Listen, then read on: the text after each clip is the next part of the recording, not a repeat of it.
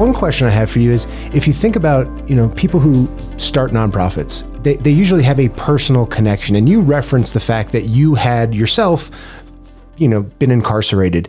Can you tell us just a little bit about, you talked about trauma and about the things that lead people eventually down that road to get them involved in the justice system. Can you talk a little bit about your own background and in your history? Oh man. If not, we don't have to go down the whole road, but maybe just like a little bit of how you got there.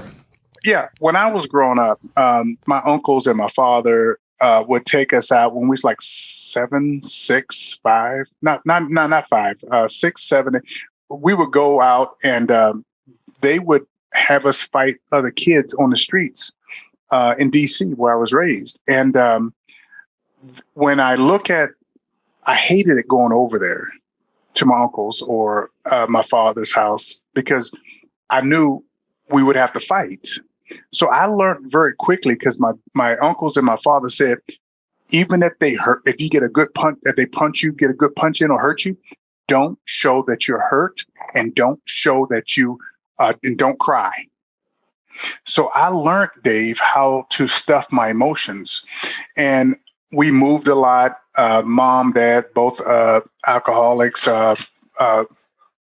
uncles sold heroin, cocaine, they were in the drug trade. There's always a liquor store on every corner. Every weekend seemed like we had police officers and somebody getting stabbed or it was pretty hard growing up in that inner city DC. And I learned how to, to me, I call it being emotionally bankrupt. So I took those same skills of stuffing my emotions and translated them to adults. So when I grew older, when I had issues or problems that would come up, I would stuff them, and then I would start using the same thing my parents did, Dave. I started drinking. I started using illicit drugs, and it became, I said I wasn't going to become that, and I became that and much worse. Not only an alcoholic, but an addict and a convicted felon. So a lot of the trauma, and that's what it's called, all the abuse that I saw, all the going hungry, moving a lot, all those things played a role in my development and how I cope with life on life terms. So I had to learn that in prison.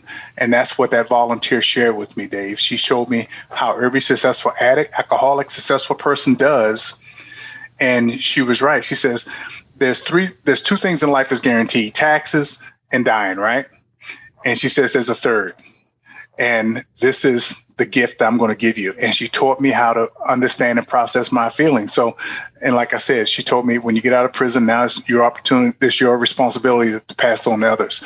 So that's sort of my upbringing and what I went through and how I morphed into what I became. And now I'm helping others not do the same. That's awesome. I hope you enjoyed the short segments from a recent interview I did with a good friend and colleague, Dave Nadelman. To view the rest of the interview and to learn more about the Community Justice Center, check out our social media pages and visit us at communityjusticecenter.org.